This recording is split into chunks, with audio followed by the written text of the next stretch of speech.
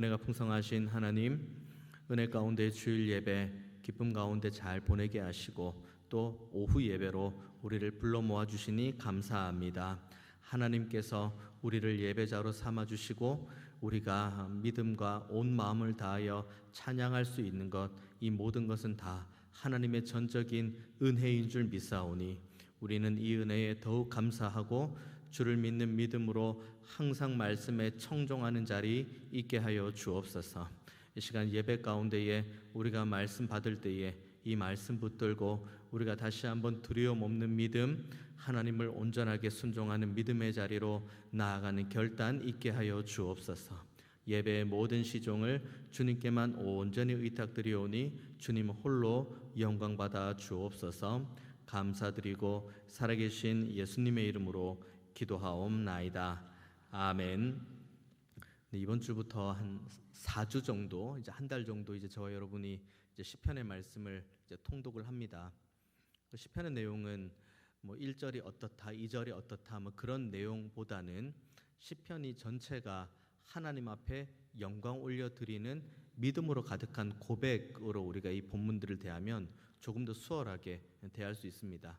그리고 여기 나와 있는 시편의 믿음의 고백이 결국은 우리의 믿음의 고백이 되어야 된다. 이것이 우리가 시편을 읽어 나가면서 마음 가운데 결단해야 될 내용이 됩니다. 그래서 이번 주, 그러니까 내일 시편 1편부터 시작해서 거의 한 달 가까운 세월 동안 150편을 쭉 묵상하게 될 것인데, 그렇게 통독하는 가운데에 하나님을 향한 빛나는 믿음의 고백, 그리고 여전히 나를 붙드시고 나를 지키시고 나를 인도하시는 하나님의 은혜가 여전히 나와 함께 한다는 것을 온전하게 고백하는 저와 여러분 모두가 다 되시기를 주님의 이름으로 축원드리겠습니다. 오늘 본문 이제 시편 3편의 말씀입니다. 시편 3편의 그 표제어를 보면은 이제 이 시가 어느 배경에서 지어졌는지가 나오죠. 표제어는 다윗이 그의 아들 압살롬을 피할 때에 지은 시입니다. 대략적인 내용은 사무엘하 15장 이후에 나오는 내용이겠죠. 가정에 여러 가지 환란이 있고, 그런데 그 가운데 다윗이 그 중심을 잡지 못하고 그러다 결국은 이 압살롬에게 이제 쫓기는 신세, 그러니까 아들에게 쫓기는 신세가 된 겁니다. 그러니까 가정도 다윗의 입장에서 보면은 풍비박산이 난 것 같고, 그리고 이제 예루살렘에서 등을 쥐고 떠나게 되는 이 상황 가운데에 물론 이 다윗과 함께 마음을 모으겠다고 하는 사람들도 분명히 있고, 그리고 다윗에게 힘을 보태겠다고 하는 사람들도 분명히 있었습니다. 하지만 그런 사람들보다 먼저 다윗이 마주했던 사람은 다윗을 향해서 아주 입에 담기 어려운 모욕적인 말로 욕을 한 시므이, 그리고 거짓말로 속이는 가운데에 다윗에게 어떻게 하면 내가 조금이라도 무엇을 더 얻을 수 있을까라는 기회주의자 시바, 이 두 사람이 다윗이 먼저 마주대합니다. 시바는 말할 것도 없이 이 다윗과 그 사울과의 집안에 맺어진 언약을 끊어내기 위해서 온갖 감언 이설을 내뱉습니다. 무비보셋에 대해서 거짓말을 이야기하고, 그리고 지금 당신 편에는 오히려 내가 지금 여기 있지 않습니까? 내가 지금 당신 편이지 않습니까? 라고 하면서 거짓된 말로 계속 말하는 그런 이제 시바가 있습니다. 시므이 말할 것도 없죠. 시므이는 예전에 그 사울의 그 먼 친척이고 베냐민 지파죠. 그러니까 다윗에게 있어서는 원수와도 같은 사람입니다. 지독한 말로 이 다윗에게 아주 모진 말들을 쏟아냅니다. 그런 이야기들을 쭉 듣는 가운데에 다윗이 이렇게 1절과 2절에 이렇게 고백을 하죠. 여호와여, 나의 대적이 어찌 그리 많은지요. 일어나 나를 치는 자가 많으니이다. 많은 사람이 나를 대적하여 말하기를 그는 하나님께 구원을 받지 못한다 하나이다. 지금 다윗의 억장이 무너지는 대목이 바로 여기에 있는 겁니다. 다윗이 지금 마음이 굉장히 어려운 이유는 지금 압살롬에 의해서 왕자가 뺏기는 것처럼 보이는 것도 마음이 어렵다고 우리가 볼 수 있고, 그리고 예루살렘에서 쫓겨나는 것도 마음이 어려운 것처럼 보일 수도 있습니다만은, 그런데 오늘 본문에 다윗은 분명하게 이야기합니다. 막 가문이설로 찾아오고 온갖 독설로 자기를 원망하고 그렇게 해도 그 모든 것들 가운데서 다윗의 마음을 가장 힘들게 한 것은 2절의 말씀 후반부에 나오죠. 많은 사람이 나를 대적하여 말하기를 그는 하나님께 구원을 받지 못한다 하나이다. 그러니까 일방적으로 다윗과 하나님과의 관계가 이미 끊어졌다고 선언하는 그 사람들 때문에 다윗의 마음이 굉장히 무거운 거죠. 그러니까 다윗의 입장에서는 자신이 지금 육신, 그러니까 몸과 마음이 지금 당하고 있는 이 어려움보다 더 두렵고 떨리는 건 내가 이러다가 정말 수많은 사람들이 말하는 대로 하나님과의 관계가 내가 끊어지면 어떻게 되는 거지? 하나님의 구원에서 내가 멀어지면 어떡하지? 이것 때문에 다윗이 더 많이 번민을 하는 거죠. 이전에 이 본문, 그러니까 사무엘하 15장까지 가기 전에 이전에 이 모든 일들이 있을 수밖에 없는 그 바세바 그리고 우리야 그 사건들을 지내면서 나단 선지자가 이제 다윗에게 이렇게 이야기를 하죠. 수많은 말씀을 하고 이런 죄를 지은 사람, 당신이 당장에 벌을 내려야 된다고 하는 사람이 바로 당신입니다라는 그 나단의 선언을 다윗이 들었을 때 그때 다윗이 지은 시가 시편 51편입니다. 근데 시편 51편은 어떤 것 때문에 다윗이 두려워하냐면 내가 이렇게 죄를 지어서 내가 왕좌에서 벗어나면 어떻게 되지? 많은 사람들이 나를 향해 손가락질을 하면 어떡하지? 많은 사람들이 나를 어렵게 하면 어떡하지? 내 몸이 아프면 어떡하지? 내가 다치면 어떡하지? 에 대한 그런 것 때문에 근심하고 걱정하는 것이 아니라 다윗의 고백이 그겁니다. 우리가 아는 고백이죠. 하나님이여 내 속에 정한 마음을 창조하시고 내 안에 정직한 영을 새롭게 하여 주소서. 이렇게 한 다음에 그다음 그거죠. 나를 주 앞에서 쫓아내지 마시고 주의 성령을 내게서 거두지 마옵소서. 그러니까 다윗은 자신의 몸과 마음이 직접적으로 와닿는 고난 때문에 두려운 것이 아니라 이 모든 일들로 인해서 내가 하나님께 끊어지면 어떡하나 이것에 대한 마음이 더 두려움으로 찾아오는 거죠. 그렇게 그러니까 하나님과의 관계를 얼마나 소중하게 여기는지가 다윗의 모든 고백 가운데 나오는 겁니다. 그러니까 지금 다윗이 내가 하나님과의 관계가 얼마나 소중한데 주변에 많은 사람들이 지금 다윗을 보면서 너는 이제 하나님과의 관계가 끊겼어라고 하니 다윗은 억장이 무너지는 거죠. 왕좌에서 내가 벗어나는 것은 괜찮아요. 몸이 다치는 것 괜찮아요. 마음이 상하는 것 괜찮아요. 그런데 한 가지 괜찮지 않은 게 있는데 하나님과의 관계가 끊어지는 것, 이것은 정말 괜찮지 않은데 주변 사람들이 그거 가지고 계속 집요하게 물고 늘어지는 겁니다. 이런 다윗이 하나님을 향한 그 마음을 저와 여러분 우리 모두도 다 동일하게 가져야 됩니다.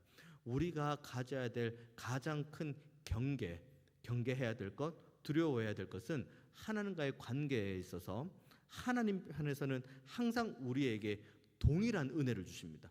왜냐하면 하나님은 사랑의 하나님, 공의의 하나님, 하나님의 말씀을 기준으로 모두에게 동일한 은혜를 주신 하나님. 그러니까 하나님은 어제나 오늘이나 내일이나 영원토록 변함이 없으신 하나님. 그런데 그 하나님과의 관계를 맺고 있는 항상 문제는 우리들이 문제인 거죠. 항상 조석 간의 마음이 바뀌는 것도 우리고 상황에 따라서 우리의 생각이 바뀌는 것도 우리고 그 우리의 감정의 요동함을 따라서 하나님을 바라보는 우리의 시선도 바뀌는 것도 바로 우리들이에요.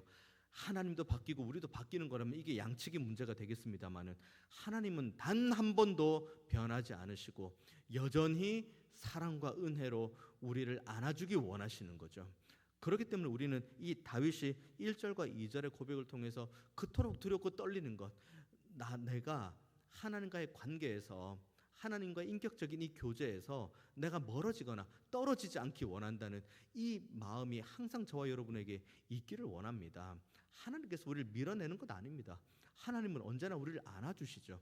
멀어지는 건 누구입니까? 우리들이에요.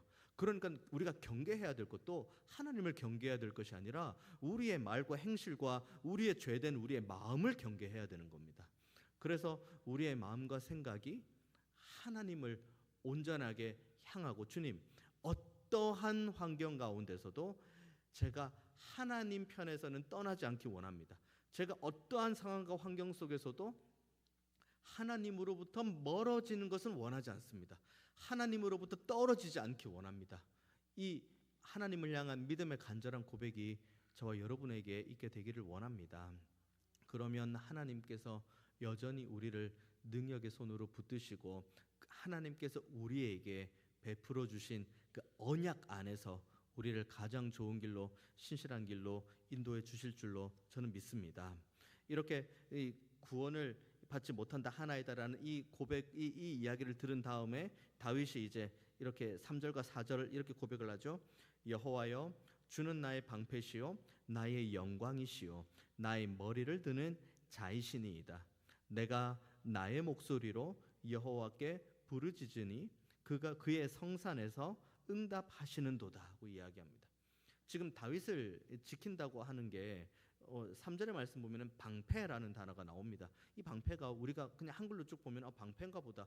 우리 그 사극이나 보면은 뭐 방패 들고 칼 들고 나가서 막 싸우는 그런 방패로 생각할 수 있는데, 여기 있는 방패에 이 방패가 다른 히브리어에서 어떻게 용례로 쓰여지냐면 이 방패는 왕을 지키는 방패를 의미합니다. 그러니까 일반 병사가 들고 다니는 방패가 아닌 거죠.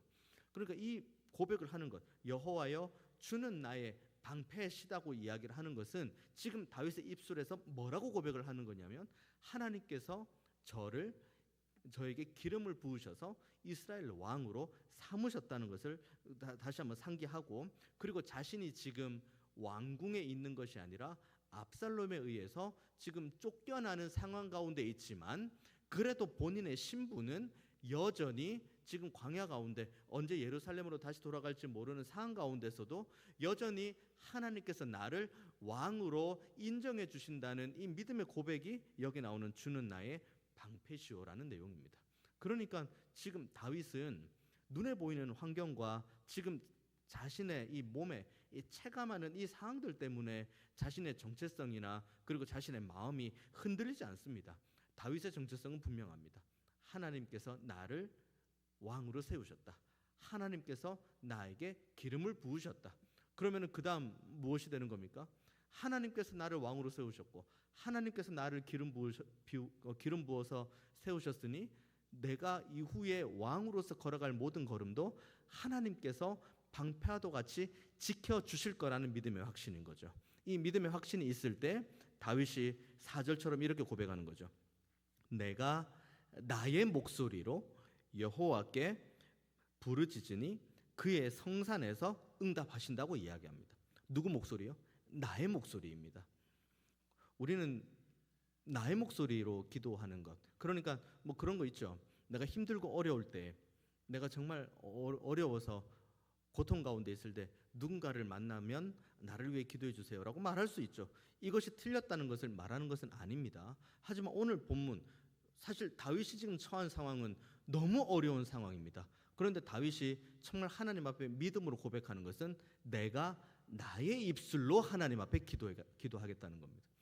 다른 사람들에게 기도 요청을 하는 거 좋아요. 이렇게 내가 좀 힘들고 어려운데 나를 위해 이렇게 좀 기도해 줬으면 좋겠어. 뭐 그렇게 기도 요청하는 거 좋습니다. 하지만 그것보다 먼저 선행돼야 될 것은 내가 내 입술로 먼저 기도하는 겁니다. 기도해야 된다는 그런 당위성, 우리 모르는 사람이 누가 있습니까? 그런데 정말 중요한 것은 그렇게 알고 있는 내가 기도를 꼭 해야 된다는 기도의 당위성을 아는 만큼이나 기도하는 자리에 나 오는지를 보면 되는 겁니다. 말씀 읽는 것, 내가 너무 잘 알고 있죠. 그래서 우리는 스스로에게 물어봐야 됩니다. 내가 지금 정말 중요하게 생각하는 말씀을 읽고 있는 걸 내가 정말 지금 말씀을 읽고 있는가? 교회를 위해서 뭐 기도해야 된다고 이야기합니다. 교회를 위해서 기도해야 된다고 이야기하죠. 당연히 교회의 주인은 하나님이시고, 그리고 하나님께서 이 교회를 인도하시고 주관해 가신다고 우리가 믿음으로 고백하니까요. 그러면 이렇게 믿음으로 고백했으면 우리는 삶으로 증명해내야 됩니다. 우리가 머릿속에 그렇지, 뭐 특별히 이번 주에도 중직자 기도회가 있습니다만은 중직자 기도회 그리고 뭐 새벽 기도회 다 있습니다. 중직들이 모여서 우리가 함께 기도해야 됩니다. 교회를 세워가고 그리고 교회 성도들을 위해서 기도하는데 중직자들이 가장 앞장서야 됩니다. 그리고 우리가 새벽마다 항상 깨어서 하나님 앞에 기도해야 됩니다. 정말 따로 기도 시간들 쭉 빼어가지고 하나님 앞에 나와 기도해야 됩니다. 이건 모르는 사람이 누가 있습니까? 제가 지금까지 설교한 내용 중에서 여러분 모르는 내용 있나요? 다 아는 내용입니다. 문제는 뭔지 아십니까? 그래, 그렇게 기도회가 있으면 난 기도하러 가야겠다. 내가 하나님 앞에 내 시간과 내 육체의 건강을 내려놓고 기도하는 대로 나아가야겠다. 이 나아감까지 가는 것이 정답이거든요. 그 정답이 오늘 본문에 나오는 대로 내가 나의 목소리로 여호와께 부르짖는 겁니다. 여기 계신 많은 분들, 제가 이렇게 신방을 이렇게 쭉 하면서 목사님 기도해 주세요, 목사님 기도해 주세요, 말씀 안 해주셔도 기도합니다. 전 목사입니다. 여러분들이 그러니까 연말에서 연초 넘어올 때 가지고 쓰신 기도의 제목이 있지 않습니까? 뭐 추가되는 기도 제목 있으면 저에게 말씀을 또 전화로든 톡으로든 신방을 할 때도 이렇게 말씀을 해주시긴 합니다만은 기본적으로는 그 기도의 제목을 가지고 늘 기도합니다. 그런데 제가 기도해 주세요, 기도해 주세요, 기도해 주세요라고 할 때 항상 제가 같이 이렇게 말씀을 드리는 내용이 있어요. 뭔지 아십니까? 장로님도 기도하십시오. 저에게 기도 요청을 하는 권사님도 기도하십시오. 집사님도 기도하십시오. 저 혼자 기도할 문제가 아닙니다. 기도를 해야겠다고 마음이 있고, 그리고 기도 요청에 대한 기도의 제목이 있다면 그러면은 저는 당연히 하죠. 당연히 목사니까 당연히 하죠. 그러면은 저에게 기도 요청을 하신 분은 이제 그러면 기도의 책임이 다 사라진 겁니까? 기도할 필요가 없나요? 나를 위해서 우리 교회 목사가 기도를 해주니까 나는 더 이상 기도할 필요가 없다, 이겁니까? 아니거든요. 여기 본문에 분명히 나옵니다. 내가 나의 목소리로 부르짖는데요. 우리 모두는 이 다윗의 이 믿음의 고백에 따라서 우리도 우리의 입술로 기도하는 자리 힘써 지켜야 됩니다. 제가 기도의 책임을 내려놓겠다는 의미는 아닙니다. 저는 이제 기도 못하겠으니까 여러분 기도 여러분이 알아서 하세요, 그런 걸 의미하는 것은 아닙니다. 저는 여전히 제가 있는 곳에서 기도하겠습니다. 그리고 하나님께서는 여전히 하나님 계시는 곳에서 우리의 기도를 들으실 겁니다. 자, 그러면 이제 하나 남았죠. 우리 각자가 가지고 있는 이 개인의 기도의 제목을 내려놓는 우리 각자의 결단이 있어야 되는 겁니다. 기도해야죠. 기도해야 됩니다. 지금은 평안하다, 아무 일도 없다, 아무런 문제가 없구나, 행복하다 할 때가 아닙니다. 지금은 기도할 때입니다. 누가 뭐라고 해도 내 목소리로 기도할 때입니다. 나 자신을 위해서, 그리고 우리 가정을 위해서, 우리 교회를 위해서 기도해야 될 때가 바로 지금 이 순간인 줄로 저는 믿습니다. 아무 일이 없으니까, 평안하니까, 문제가 없으니까 감사할 수 있죠. 감사한 제목이긴 합니다. 하지만 그런 것들로 인해서 우리가 정말 그 기도의 자리, 정말 간절하게 부르짖어야 되는 그 기도의 자리에서 멀어진다면 우리가 아무 일도 없는 것처럼 보이는 이 평안이 우리에겐 오히려 화가 된다는 사실을 항상 기억하시고, 내 입술로 하나님 앞에 기도하는 믿음의 결단 있는 저와 여러분 되기를 원합니다. 이렇게 기도하겠다고 할 때 이제 5절부터 그렇게 고백을 하죠. 내가 누워 자고 깨었으니 여호와께서 나를 붙드신다. 그러니까 다윗은 지금 압살롬에 의해서 쫓겨가고 있습니다. 평안하게 잘 수 있는 상황은 아니죠. 일단 왕궁이 아닙니다. 텐트를 치고 이동을 해야 될 상황이죠. 그 전까지, 당장 며칠 전까지만 해도 왕궁에서 평안하게 자고 옥상도 평안하게 거닐고 내가 먹고 싶은 거 먹고 내가 마시고 싶은 거 마시면서 그렇게 생활하다가 갑자기 완전히 광야로 내몰리게 된 거죠. 그런데 다윗이 뭐라고 고백합니까? 내가 누워 자고 깨었다라고 이야기를 합니다. 사람이 가질 수 있는 가장 평안한 상태를 노래하는 장면이 내가 누워 자고 깨었다고 이야기를 합니다. 광야 가운데에 내가 언제 예루살렘으로 돌아갈 수 있을지 모르는 가운데, 그리고 예루살렘으로 돌아갈 수나 있을까라고 생각하는 그 극도의 혼란 가운데 있을 때에도 다윗은 평안하게 눕고 자고 깬다고 합니다. 그 이유가 무엇이죠? 뒷부분에 나옵니다. 여호와께서 나를 어떻게 했다고요? 붙드셨다고요. 그러니까 하나님께서 나를 붙드신다는 이 믿음의 고백이 있는 겁니다.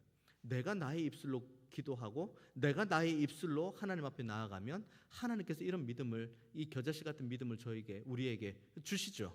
그러면 이 믿음을 가지고 우리가 하나님 앞에 기도하고 간구하면은 하나님께서 우리를 붙드신다는 것을 우리 기도의 응답으로 보여주시는 겁니다.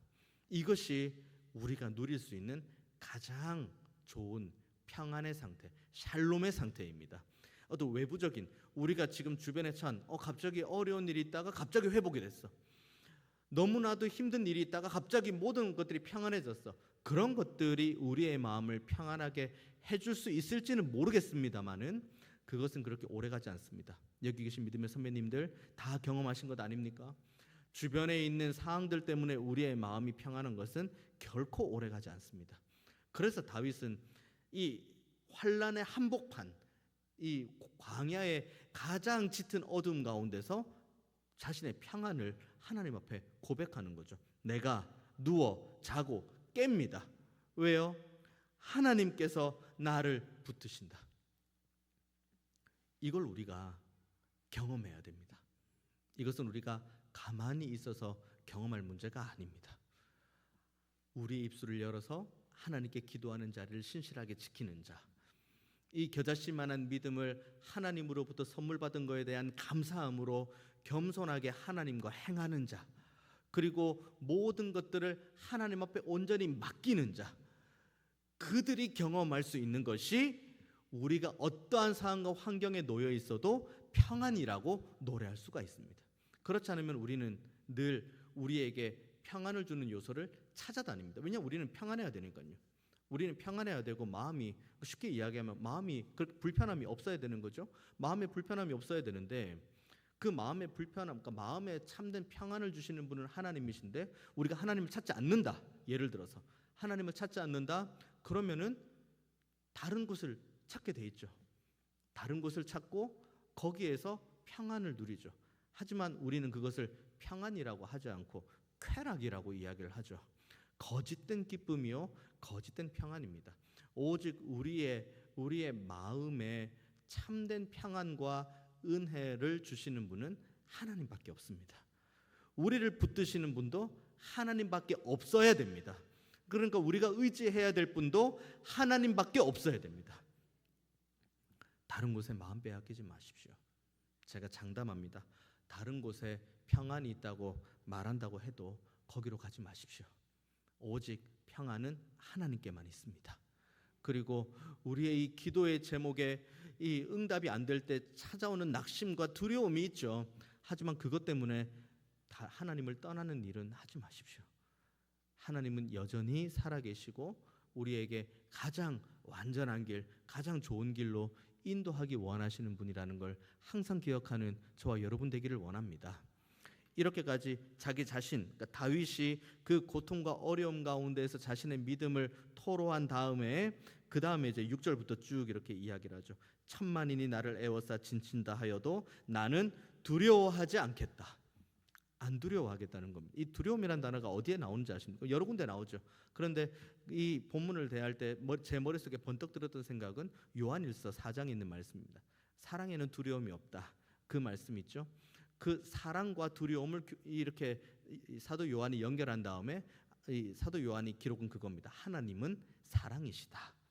그러면은 그 요한일서 4장의 말씀과 오늘 본문의 말씀, 이 두려워하지 않겠다. 천만인이 주변에 나를 진친다고 하여도 내가 두려워하지 않겠다. 이것이 요한일서와 함께 합쳐지면은 내가 하나님의 사랑 안에 거하고 나도 그 사랑 안에 거함으로 하나님을 사랑하는 믿음의 고백으로 하나님과 함께 행한다면 천만인이 내 주변을 둘러쳐도 나는 두려워하지 않겠다는 말씀을 하시는 겁니다. 그러니까 평안과 두려움이 없는 상태는 결국은 하나님의 사랑과 하나님의 은혜와 하나님의 능력과 직결되어 있다는 것을 우리가 항상 기억해야 됩니다. 하나님의 사랑과 하나님의 능력과 그리고 하나님의 이 은혜는 어디에서 볼 수 있습니까? 막연하게 내 마음이 포근하고 따뜻하면 그게 하나님의 사랑이고 능력입니까? 성경에 명확하게 나와 있습니다. 하나님의 사랑이 무엇인지, 하나님의 능력이 무엇인지, 그리고 하나님의 은혜가 무엇인지 성경에 너무 명확하게 나와 있습니다.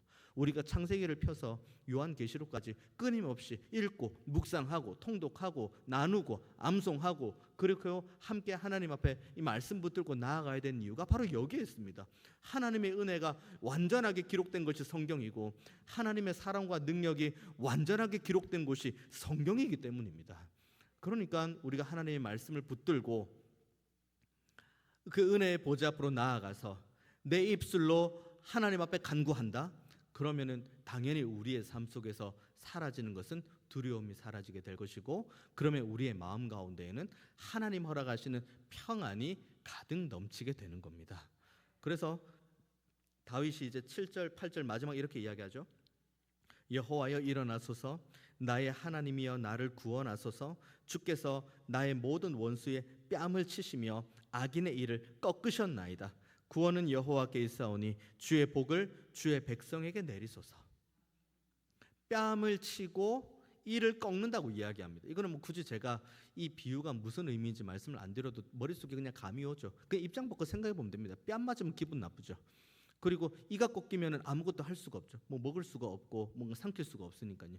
그러니까 그 악인이 가지고 있는 그 완벽한 권세를 완전히 뽑아버리겠다는 것과, 그리고 그 뺨을 하나님께서 직접 치심으로 하나님을 향해 모독했던 이들을 오히려 하나님께서 되갚아 주시겠다는 이 선언을 다윗이 입술을 통해서 하는데, 7절의 말씀 다시 보면은 여호와여 일어나소서라고 다윗이 기도하죠. 그 다음에 나의 하나님이여 나를 구원하소서라고 이야기합니다. 미래에 주님 일어나소서, 구원하소서라고 한 다음에 주께서 나의 모든 원수의 뺨을 치시며 악인의 일을 꺾으셨다. 갑자기 과거 형태가 나오죠. 이것은 지난 금요일에 함께 기도회 때 말씀 나누었던 맥락과 동일한 맥락입니다. 히브리어가 가지고 있는 그 형태, 그러니까 완료 형태와 미완료 형태가 가지고 있는 그 특징이 있죠. 여기서 나오는 이 주께서 나의 모든 원수의 뺨을 치시며 악인의 일을 꺾으셨다 보면은 미완료가 과거 형태처럼 보입니다. 그런데 실제로 이스라엘 백성들이 지금 다윗이 경험하고 있는 것은 아무도 지금 뺨 맞지 않은 상태예요. 그러니까 그 직접적으로 따지면은 압살롬이 뺨을 맞아야 되고 압살롬의 이가 꺾여야 되는데 지금 상태는 전혀 그런 상황 아닙니다. 오히려 더 파상 공세처럼 다윗을 향해서 몰려올까 말까 지금 전술 전략을 짜고 있는 때인 거죠. 그런데 다윗은 이미 고백을 하는 거죠. 하나님께서는 원수의 뺨을 치시며 악인의 일을 꺾으셨다.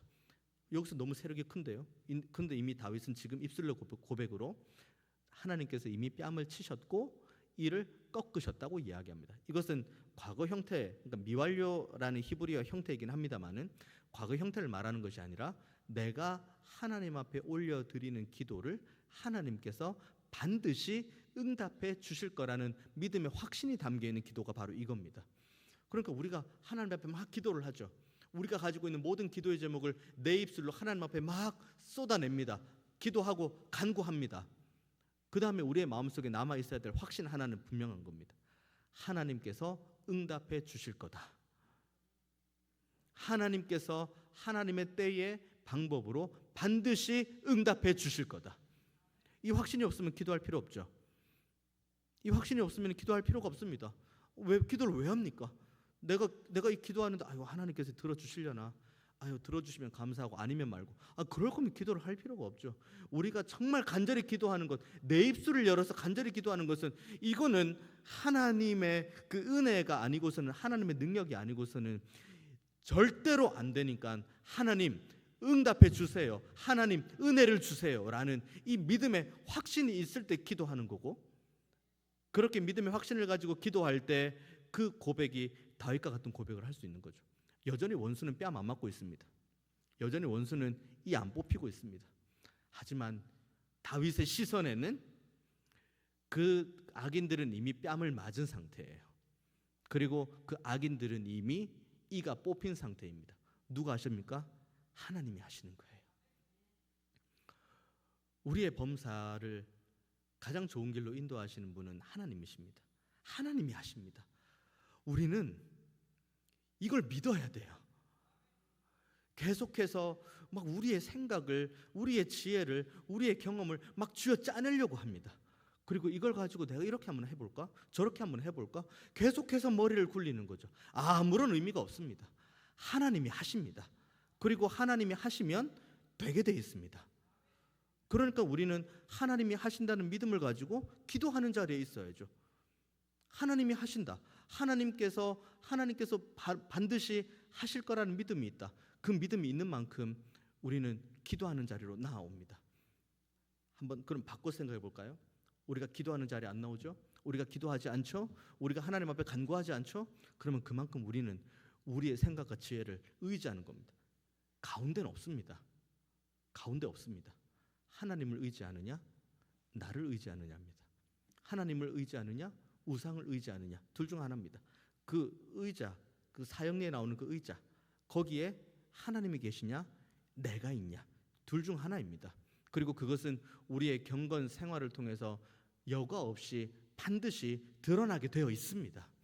그래서 제가 여러분들에게, 저도 마찬가지입니다. 저 자신에게도 마찬가지입니다만, 말씀 읽고 기도하십시오. 우리는 말씀 읽고 기도해야 됩니다라고 하는 것이, 이게 비단 말씀 몇 장 읽어서 몇 독에서 그런 걸 의미하는 것이 아닙니다. 읽어야지 하나님이 누구신지를 알죠. 읽어야지 하나님이 누구신지를 알고 구원이 하나님께만 있다는 믿음의 고백을 할 수가 있죠.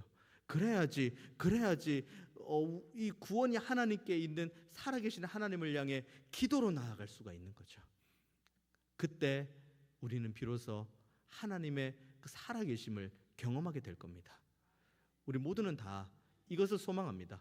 하나님이 살아계시다는 것, 그리고 하나님께서 우리를 사랑하신다는 것, 그리고 하나님께서 지금도 우리를 능력으로 붙드신다는 것, 이것을 우리 모두가 알기를 원합니다.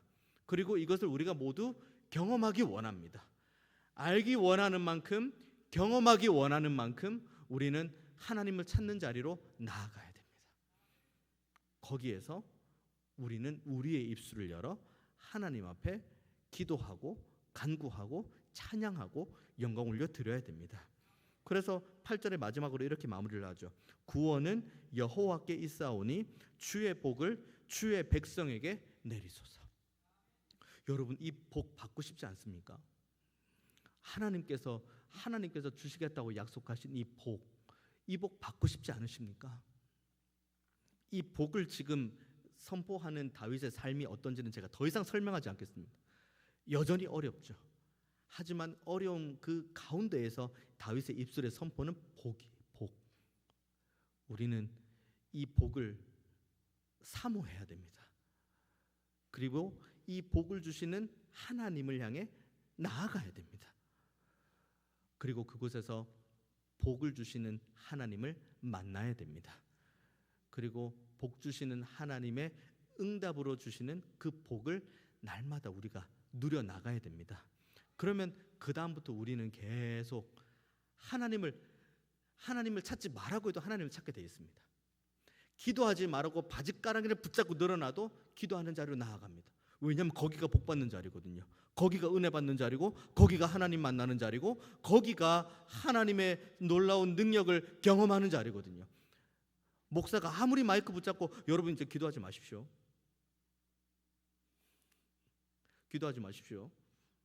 라고 목사가 아무리 이 설교 시간에 여기서나 저기서나 제가 이야기를 해도 이것들을 여러분이 경험하면 목사가 뭐라고 하든 나는 기도하러 간다. 그게 돼야 됩니다. 하나님밖에 없습니다. 제가 아주 시편 3편을 구구절절하게 말씀을 나눴습니다마는 정말 딱 한마디로 요약할게요. 다른 것 지금까지 다 잊으셔도 제가 할 말은 없습니다. 하지만 이거 하나는 꼭 기억하십시오. 하나님은 살아계십니다. 그 하나님의 살아계심을 의지하고 복 주시는 하나님께로 나아가는 저와 여러분 모두가 다 되시기를 주님의 이름으로 축원드리겠습니다. 기도하겠습니다.